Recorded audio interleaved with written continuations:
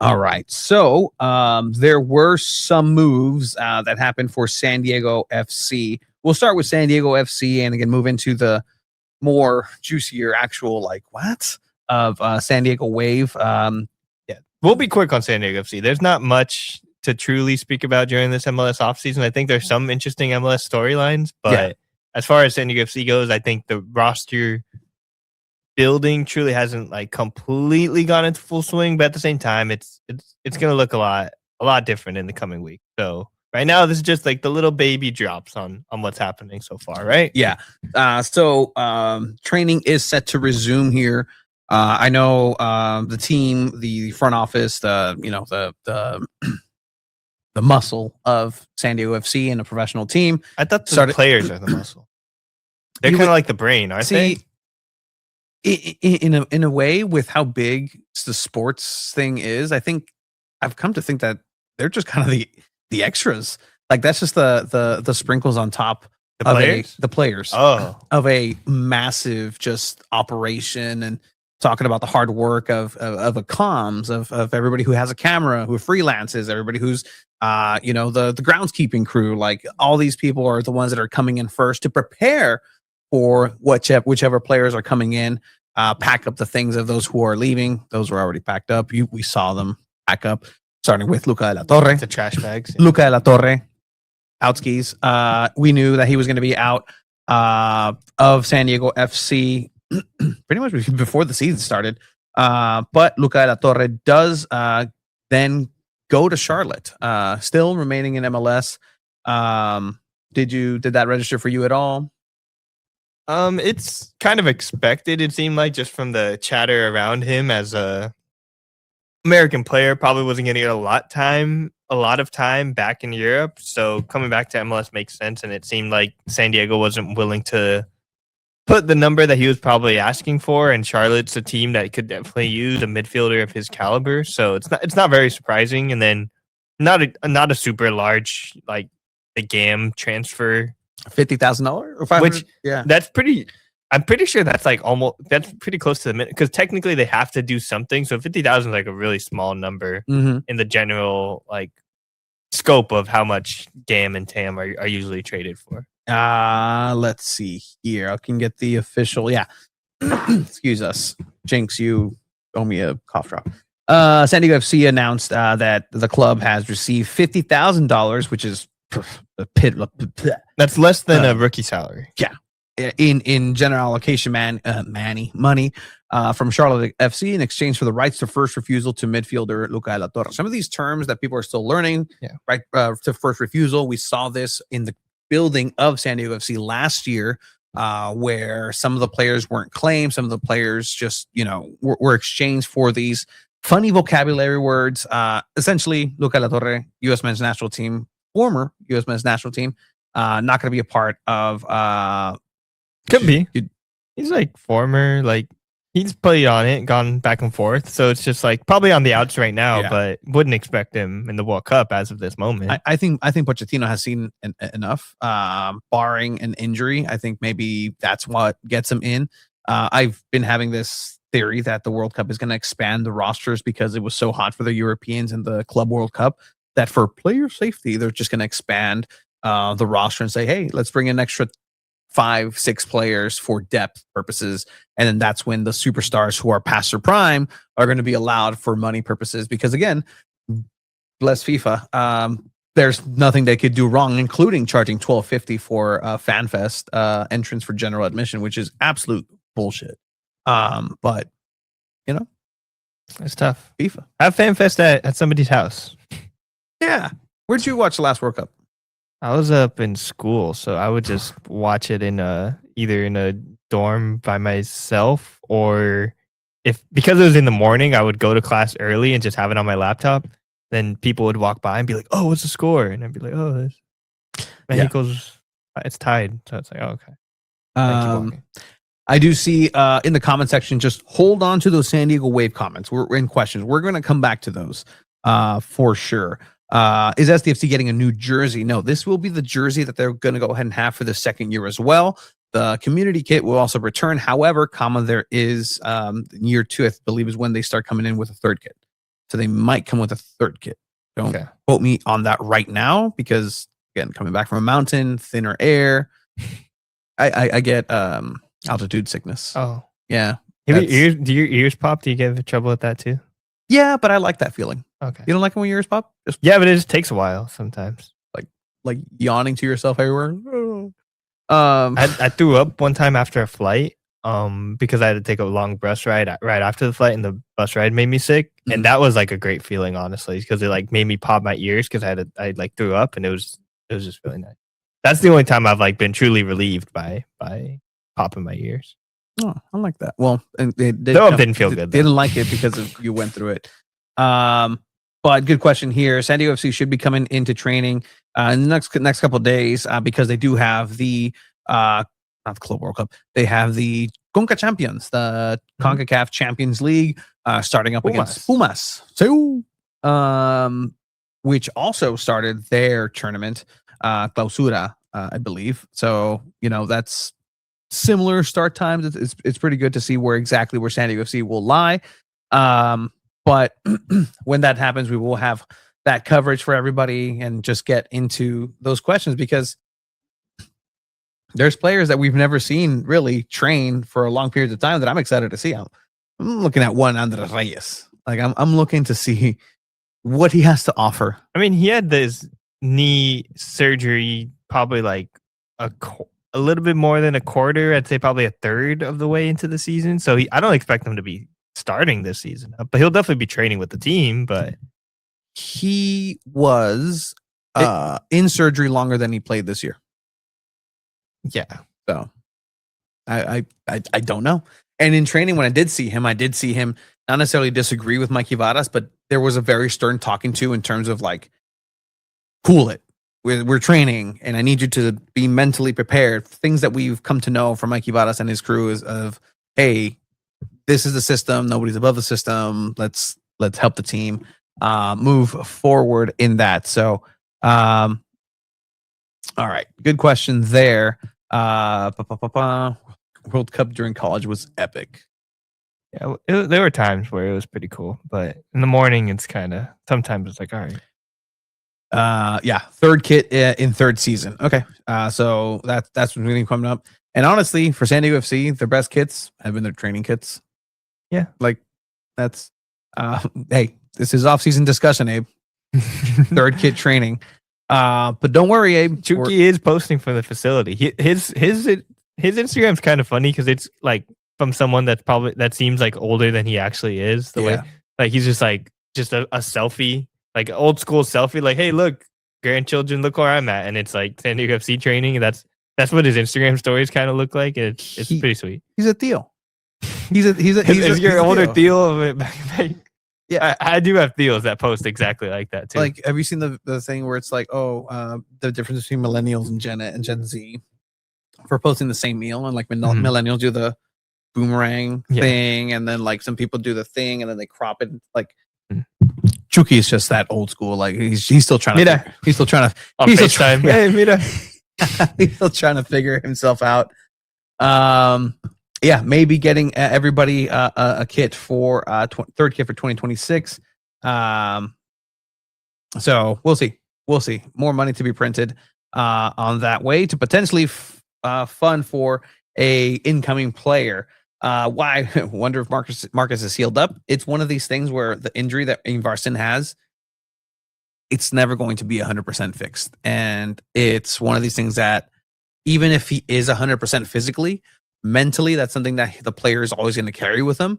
And his new 100% is probably maybe like a 90% of what it was. And again, that depends on the player for sure. But look at Chucky Lozano, right? That's a lingering injury. That's something that comes up. You kind of expect it like clockwork. Hey, Chucky's going to be injured at some point. He's going to go ahead and extend that hamstring a little bit too much, and he's going to be out for a couple weeks. Like it happens with players across the board. Yeah, and with Marcus Ingvarsson, I think this fresh start's probably definitely a good thing for him, just because the fresh start last year was just for everyone.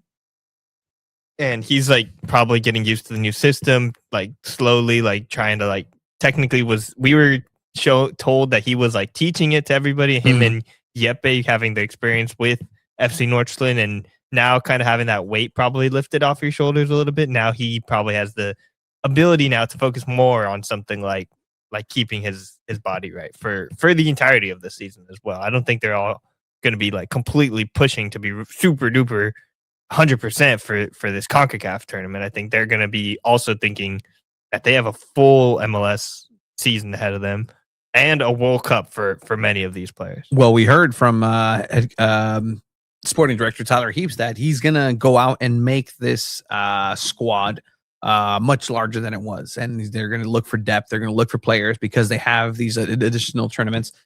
In case you missed it, there was a couple of announcements. Kieran Sargent, some depth over for Luca Bombino on the defensive side, looking to get some more young players back there. And also Lewis Morgan, the number 9, who came off an injury himself, not playing a lot last year with Red Bulls, but when he's on it, and he looks to be in a good position to contribute for San Diego FC positively. There were the 3 selections in the draft, first round, second round, third round, pick 28, 20, 58, and 76 in that order. Martin Luala, midfielder Remy Agunbiade, and Kyle Durham, looking to get a contract, as Esteban here points out in the comments. Let's see who gets a contract last year. Obviously, Manudua came in through this way. You had Sami Kanan, Ian Pilcher. Sammy just wasn't one of the players included out of USD, so he was sent back to college. And that's just kind of the reality of things. But hey, you never know with San Diego FC and their track of what they're looking for in youngsters. The unfortunate thing about some of these players in the draft and this mechanism for San Diego FC is that pretty soon, yeah, they're going to look for 1 or 2 players, but those are just going to be bargaining chips to send them elsewhere because these players are potentially too old to be the young superstar or rising stars because they're going to have their own homegrown. That definitely has become a thing with NCAA college soccer and generally, like the way that the Wave have been treating their young players out of college. It's really interesting because they tend to be in their mid-20s, whereas a player they might sign like a Trinity Armstrong, even though she technically came from college, that's definitely more the type that they would be more willing to bring on. And if they are bringing on a older college player, it would be like maybe someone that's probably more defensive minded. Yeah. You know? So and NCAA soccer is like a very different level. I think we talked to Manudua about that too. Mm-hmm. He definitely had an adjustment period because he was kind of probably running through everyone while he was with Santa Barbara, and then now you come in MLS and it's just a whole different story. Do you miss that? Do you miss going out to training, talking to the players? Sometimes. Like, have you gotten to that point where I'm just like, I got it, dude. I'm like, like I kind of miss that hustle and bustle of talking to the players, the post match scrum, and I miss the games. I think everybody's starting to miss the games. Like I miss the games. Yeah, mm-hmm. It's because there's always a different story. The games, even though they kind of have the same like bones as far as they're pressing, high pressing. Here we go. Offense, they're waiting. Here comes something. On your Dreyer, boom, whoa. And then that's the general bones, but there's always something different to ask Mikey Vadas and a different player that we get to talk to. So I kind of miss that a little bit. And then just the general being able to see so many like random people that you don't usually see. It's pretty fun. Oh, so you love the keeper of the flow stuff? Sometimes, yeah. Yeah, sometimes I miss it too. The poems that they were doing for all the playoff games, it was the same poem, but still doing a poem like pre-match is just that's confident and pretty cool mellow. And like it's mellow, but also it's just like, hey man, we're freaking San Diego. We're gonna do a poem before this, and everyone's gonna get a little bit quiet to listen, and then everyone's just gonna get really, really fired up. It's pretty cool. Sorry, just the word poems always brings me back to. No, poems, no less. Poems, everybody. You ever watch that? Oh, Pink Floyd, The Wall. It's Pink Floyd. I like Pink Floyd generally, but very casually, obviously. I would if you have some time, I'd watch it because it's a rock opera. So it goes with the soundtrack of the album, The Wall. So all those sound, the helicopter, we don't need no, it's essentially a music video movie. Poems, everybody. 30. The number of players that the MLS team can roster is 30. For that. So, and here's the thing. Another thing where San Diego FC might be lacking a little bit. There's no SDFC 2 to send these players to. Like that mechanic doesn't exist. There's not a MLS Next team officially for San Diego FC. So there's not like, okay, let's go ahead and have these players. Let's have these drafted college players, hold them, and then see what they have in the MLS Next Pro or whatever the mechanic. They're trying is. to build the depth for the team itself. Mm-hmm. So to even think about like an MLS 2 right now would be pretty tough. I think maybe we might see something closer to that when the right to team players start to get to that age where they're able to play at an MLS 2 style, right? Yeah. And again, time's ticking because they have these kids that are coming up. Anibal Godoy's kid, right? Like everybody who you're seeing in the Right to Dream social media, like these teams are going, they're active. They've played a couple of games actually, and I think they're 500 in the matches that they've played against other teams. The San Diego FC Youth Academy.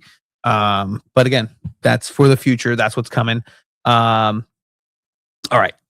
Couple of quote rumors that are around San Diego FC for now. Today's latest rumor coming out of Norway. I have it here. No, I don't. And it's a pretty reliable source where I do remember, who was it that was announced this way? Might have been Anders Dreyer. Yeah, sorry.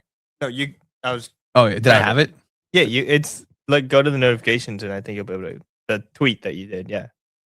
Yes. Of course. Here we do. We share this. All right.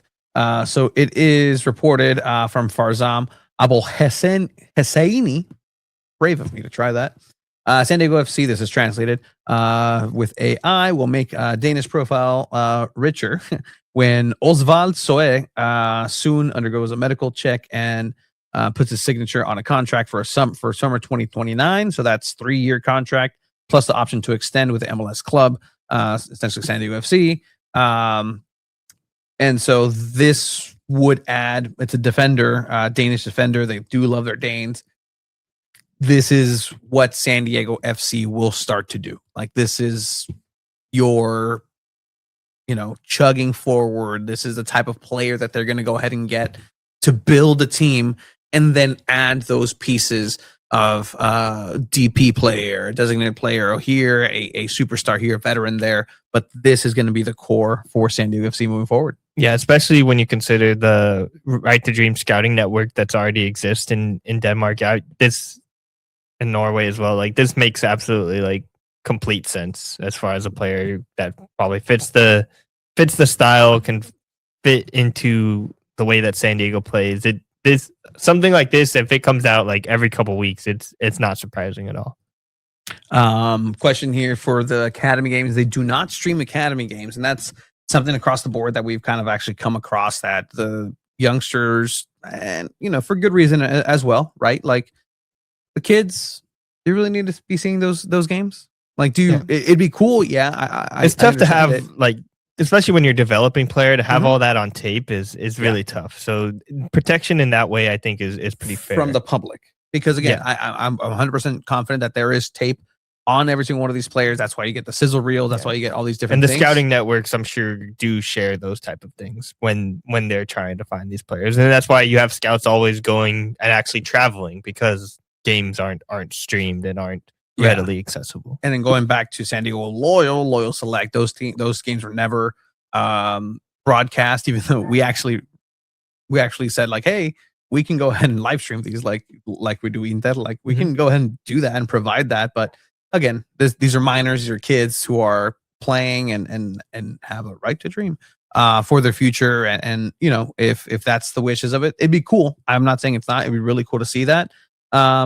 But if you're really interested in seeing just really good young talent out there, go to a Sunday League game. Like, go find a high school game. Go find something locally. Go find UPSL. Yeah. Go to the UPSL. Go watch a City College game. Go watch a Southwestern College women's game with Coach of the Year nominee Carolina Soto. Like, and man, I was looking back. People got into those.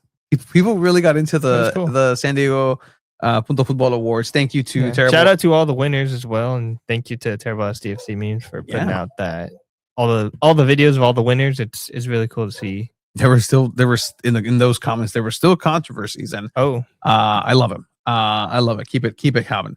Keep the kids off the cameras, but it's also for their protection. Yeah, 100%. And in time, if there's a kid that scores a worldy of a goal, bet your ass they're gonna go ahead and market the hell out of that. Like all the protection out the door. Like no, put the moment Chino, the kid with the long curly hair, like the moment he scores a banger or a chilena, like that, just send that everywhere. And this is what San Diego FC is, and they'll super cut it with an actual goal of Chucky Lozano or something. That was probably the coolest thing that they did. I know you didn't go to the event that they held for the opening of the Right to Dream facility, but they had like only one game so far, but they cut together a highlight of the kids like sending it across into the middle, and the cross went in and it cut, and Anders Dreyer received the cross and sent it in as a goal. Yeah. And it just like literally the whole crowd that was there was just like, whoa, like it was one of those things that gives you a little goosebumps. Like when you can like cut things together like that. And we heard some of like the video people at the time, they were getting like, everyone kept coming and like patting them on the back, like, yeah, that was freaking awesome, dude. Because like it was a really well cut together video. I don't know if it's available for public consumption, but it's pretty cool. Yeah, I wouldn't think so. This is when the club, and again, like if I was a fan of the club, I demand these things from the club. Like these are cool things. Like I'm okay with the podcast, like all these like marketing things, and then come buy your tickets, and the behind the scenes are really cool. There is a lot of hard work, but there's so much hard work even for freelance camera photographers, videographers. And just to give you an idea, out of the potentially 500 pictures during a game that an actual person who's hired for the team takes during a match, 2 if they're lucky, because there's other people doing it on behalf of the team as well. 2. And in my mind, I'm like, there's 498 really cool shots out there that will never be seen, and that's a shame. Like I really would love just. That's like the beautiful part about it too, though. Yeah, honestly, it's like there's the selection of it. Yeah, and then in this guy's hard drive, in years in the future, it's like, hey, look at this random thing. It's like, what? That was like, oh yeah, that was the first season. This is a random picture of like Chucky Lozano tightening his shoes or something. You're just like, what? Like that's crazy. But so many of those pictures exist, and I'm sure in the future there's always gonna just be random stuff that pop up. It's pretty cool. But yeah, I mean that's kind of what's on that. Since we're talking about rumors, and I wish Shiva was here because he's a chismoso. Yeah, you're right. He's is that why? Well, no. I said I wish he was here. Did I say? Wish he was here? No, because of the rumors. You just love talking about rumors. Oh and gossiping. Chismoso. We did name an award after you, Abe. By the way. I know you weren't here. I didn't appreciate that, but thank you. I didn't appreciate it, but thank you. Cool. Well, next year it's cool. Easy solution here, Abe. It's the former Abraham Zapata. Just strike the letters. Just journalist of the year. But there is one more big rumor that's making its rounds across social media, especially in the Liga MX side. Once again, it's Eric El Guti Gutiérrez, midfielder for Chivas de Guadalajara right now. There were links to him to San Diego FC last year, and there were negotiations again. What did negotiations mean?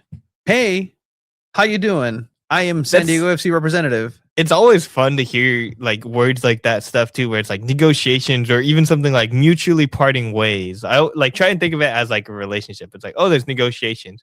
Yeah, I went to the watch store and asked, oh, how much is that watch? Mm-hmm. And they told me the number, and then I walked out of the watch store. Yeah. Like that. Those are negotiations. Yeah. So something like that could have happened. It's like, oh, hey, my name's Guti. Oh, nice to meet you, Guti. Nice to meet you. Oh, I'm Tyler Heaps. Okay, nice to meet you. But essentially, last year there were actual there was business negotiations that happened to get the midfielder here. And a lot of times negotiations happen, and it's not like people sometimes think, okay, negotiations, they didn't go anywhere, it's over.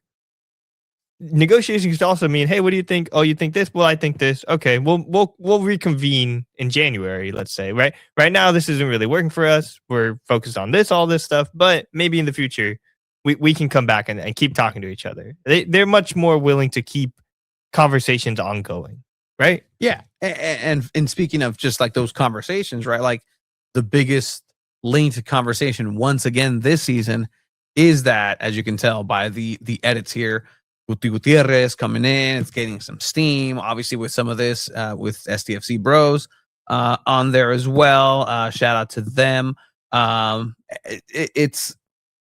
It seems like somebody somewhere wants this to happen. Somebody somewhere wants this to happen, whether it's the agent of El Guti, whether it's, Chivas shopping him around. He's also rumored to go to another Liga MX team in Pachuca once again. But the background with him is that he's Chucky Lozano's best friend. Like, there's a personal connection here. And then it becomes like the discussion of, are you trying to get a good player in a position that you may need, a attacking midfielder, an attacking minded midfielder, player, where Luca de la Torre is no longer here. That's what he was, right? Last year, the reason that he didn't come to San Diego FC was, quote, Chivas wanted too much, and end quote. And even in passing conversation that I had with the player of like, hey, so like, se hizo, no se hizo, ¿qué pasó? Like, what happened with that? I spoke with him when they played here in Snapdragon Stadium. Yeah. As I was waiting for Chicharito walks by me as I'm having this conversation with Guti. So I'm okay with that. I told myself I was there. I waited an hour to speak with Chicharito because they were all watching the Mexico. It was Gold Cup. I think it was Gold Cup. Yeah, they were watching the Mexico game. There's like, yeah, they'll be out after the first half. And so yeah, estamos como pendejos esperando. And then this happens. Like, hey, like, nice to meet you. This and this. Like, ¿qué pasó con SanDiego? Que no te gustó? You didn't want to come? Like, well, it's like, well, they were talking about it, but Chivas was asking for too much money, and that's things that we had heard in the past. But again, getting that firsthand confirmation of like, okay, this happened. So it wouldn't surprise me if they're in negotiations once again 1 year after, when that fee, that money that you're going to have to output is lower. And also, I don't know if everything's mended with Chucky Lozano and San Diego FC, Mikey Varas. So if you're San Diego FC, you have this opportunity, you have this hole in the midfield, you have a chance to bring a replacement for a U.S. men's national team player. Here is a potential Mexican National League player to replace him. And he's going to be Chucky's best friend. Yeah. At the same time. Like, how cool is that? Marketing wise, the connection, it makes sense. Yeah. These are all the positive things. There is the negative side of, now you have somebody else in Chucky's corner, which is not a bad thing. But let's say, like, at the end of the season last year, it seemed like Chucky was upset with his usage rate. And now he has someone that's also like, yeah, you know what? You're right. Whereas usually, yeah, it seems like maybe the rest of the team was kind of on Mikey Vadas' side. At least that's how it seemed from the conversations that we had. And when you talked to Jeppe Sverskov about it, he said, "Yep, that was the right decision. We needed to do that and stuff like that." But now you bring somebody else in that's like, "Oh no, Chucky, you're right." Like, and then you can rile up more of the team. You know what I mean? Now you can have factions starting to form, things of that nature. I think ultimately, though, it seems like all of that stuff is in the past. I don't think it's going to be too much of an issue going forward. I think Guti would probably be a solid addition to the midfield. How much would you think he would make? He's not a designated player level, right? Like, but also he's enough that it would be like kind of cutting it close, right? Yeah, it would be cutting it close, but there is some negotiation that can happen on the back end, and you can offload some. Please forgive me, Dimitri. Please forgive me. That's the Alex from Chromatics, who are much well versed in the gamut and TAMs. I believe the TAM is where that chunk of money would come, and they Like as a signing bonus. yes, right? so they would offload some of that potentially with some loans of the players that you have already here. From what I understand, Tomas Angel is a player that may be circled to be loaned.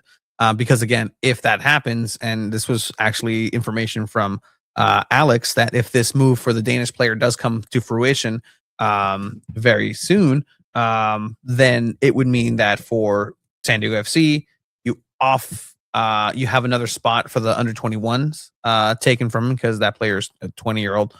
Maybe you move somebody else who's in that program out, make some maneuvers, you make some space for Eric to come in, and you save yourself a DP slot. Again, Oswald. That's a dope name. Oswald. Question here, is Guti a big deal in Chivas? I don't follow Liga MX, so I'm curious of your point of view of his game.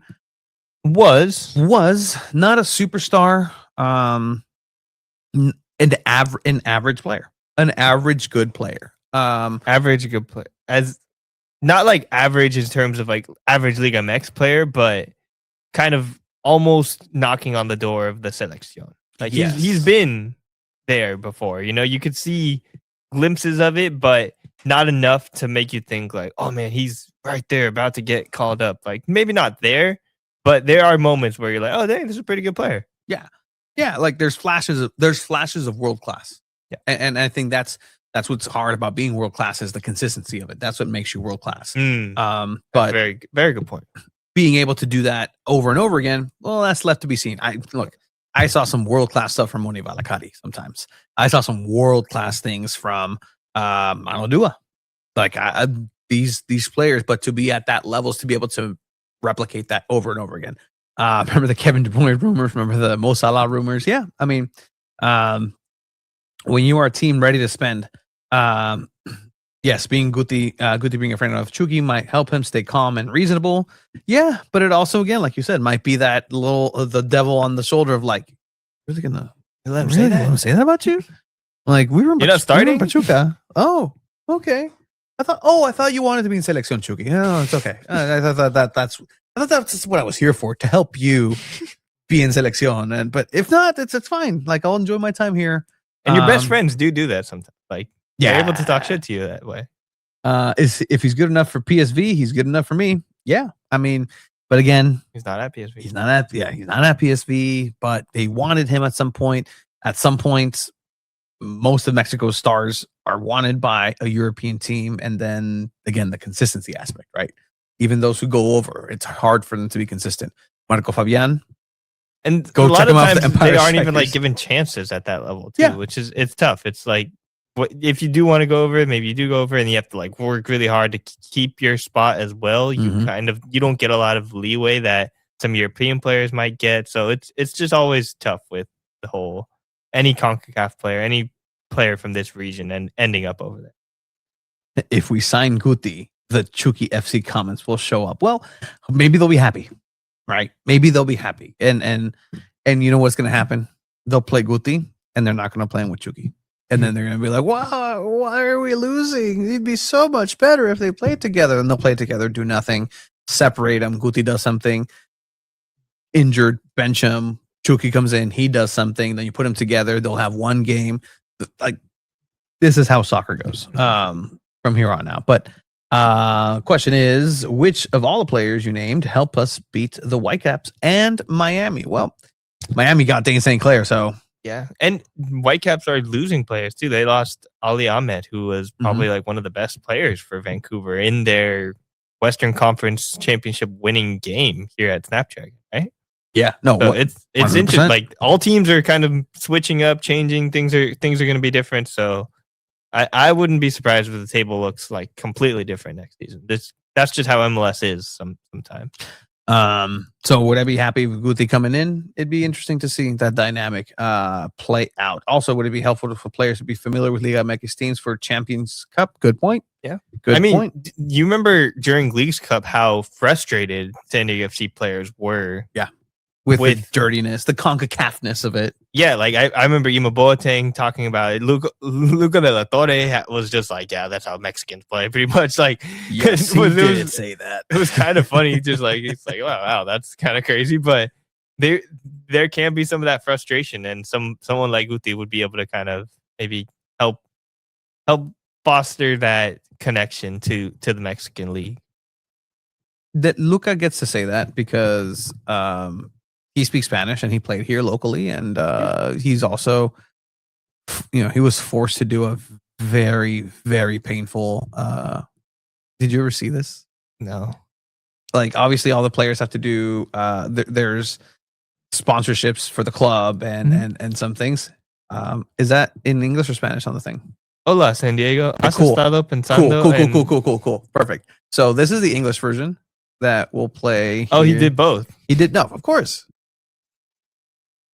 $50 off an EV rental. It's super easy. Most people just charge at home, and there are stations all over San Diego. No gas stops, no gas price. Great. Why is he parking right there in the basketball court? That's a dangerous place. It's not okay to park there. But hey, he's an opposing San Diegan player, so people can go in here. Hola, ¿qué tal? Soy Luca de la Torre.